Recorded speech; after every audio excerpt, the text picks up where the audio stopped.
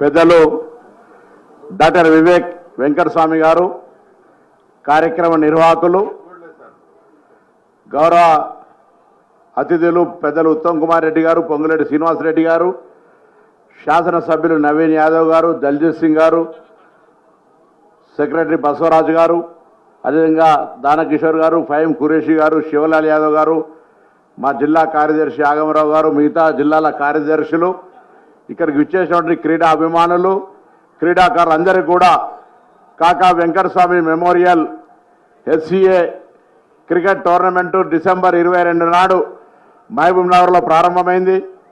ఈరోజు జింకానా ఇక్కడ ఈ గ్రౌండ్లో ఫైనల్గా ముగించుకుంటా ఉన్నాం. అన్ని జిల్లాలు, అనేక జిల్లాల లోపల టోర్నమెంట్ జరిగినాయి. మా జిల్లా కరీంనగర్కి వచ్చినాడు కూడా ఆ రోజు కరీంనగర్లో పార్టిసిపేట్ కావడం జరిగింది. దాదాపు 500 మంది క్రీడాకారులు వివిధ జిల్లాల నుంచి, ఇంతకుముందు వక్తలు మాట్లాడినట్టుగా ఒక టాలెంట్ను, ఒక అందులో ఉన్నటువంటి క్రీడా ప్రతిభను వెలికి తీసే దాని లోపల ఈ యొక్క టోర్నమెంట్ బాగా ఉపయోగపడ్డది. ఇది మరింత ముందుకు సాగి వీళ్ళను దేశం కోసం, అదేవిధంగా రాష్ట్రం నుంచి ప్రాతినిధ్యం వహించే విధంగా ప్రత్యేకమైన శిక్షణ ఇచ్చి, ఎవరైతే ఈ టోర్నమెంట్ మొత్తంలో రాణించిన 5-10 మందికి మనం సన్మానం చేసుకున్నామో వాళ్ళకు ప్రత్యేక శిక్షణ ట్రైనింగ్ ఇప్పించి వాళ్ళను ప్రత్యేకంగా దేశం వైపు, దేశం నుంచి టీంలో ఆడే విధంగా, ఇతరత్ర ఉన్నత స్థానాలకు ఎదిగే విధంగా వాళ్ళకు ఉన్నటువంటి బౌలింగ్ అయితే బౌలింగ్ కానీ, బ్యాటింగ్ కానీ అన్ని రకాలుగా పూర్తి స్థాయి ట్రైనింగ్ ఇప్పించే విధంగా బాధ్యత మరి హైదరాబాద్ క్రికెట్ అసోసియేషన్ తీసుకోవాలని ఈ సందర్భంగా నేను కోరుతా ఉన్నా.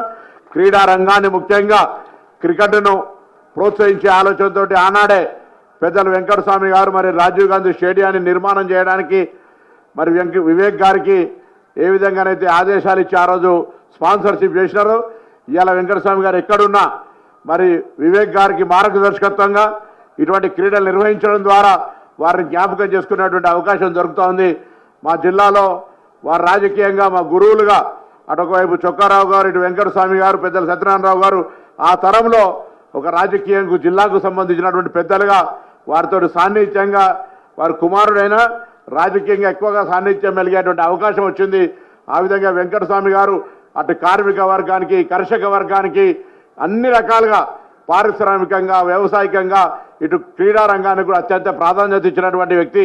ఈ సందర్భంలో వారిని మరొకసారి మననం చేసుకుంటూ తప్పకుండా క్రీడా ప్రోత్సాహానికి సంబంధించి తెలంగాణ ప్రజాపాలన ప్రభుత్వం ఇప్పటికే ఒక స్పోర్ట్స్ యూనివర్సిటీని తీసుకోవడం కానీ, స్కిల్ యూనివర్సిటీని తీసుకునేటువంటి విధంగా ప్రతిభను ముందుకు తీసుకుపోయే ప్రయత్నం చేస్తూ ఉంది.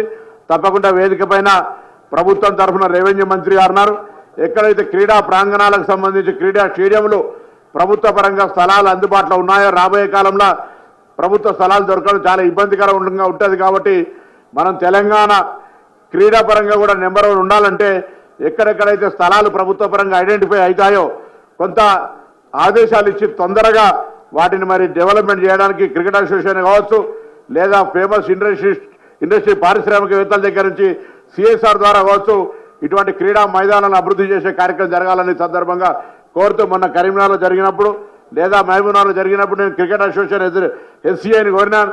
ఎస్సీఐ అనేటువంటి సంస్థ కొత్త క్రీడాకారులను తయారు చేయడానికి ఒక వేదికగా, ఒక సంస్థగా ఉపయోగపడాలి.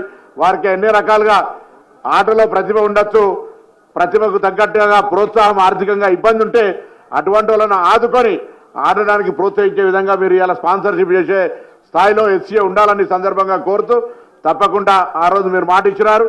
నేను స్థలం ఇస్తే మీరు మొత్తం స్టేడియం నిర్మాణం చేస్తున్నారు. దానిలో భాగంగా ప్రాసెస్ స్టార్ట్ అయింది.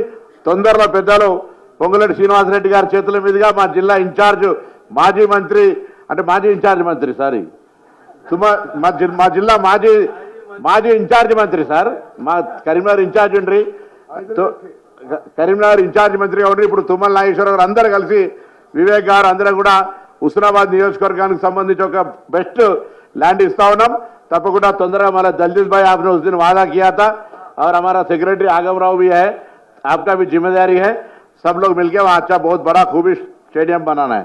మరొకసారి వివేక్ గారికి ధన్యవాదాలు తెలియజేస్తూ మా పెద్దలు వెంకటస్వామి గారి పేరు మీద స్మారకంగా ఈ టోర్నమెంట్ నిర్వహించినందుకు మీకు కూడా అభినందనలు, ధన్యవాదాలు. క్రీడాకారులు పాల్గొని మీ ప్రతిభను చాటుకున్నందుకు మీ అందరూ కూడా పేరు పేరున హృదయపూర్వకంగా అభినందనలు, శుభాకాంక్షలు చెప్తూ సెలవు తీసుకుంటాను.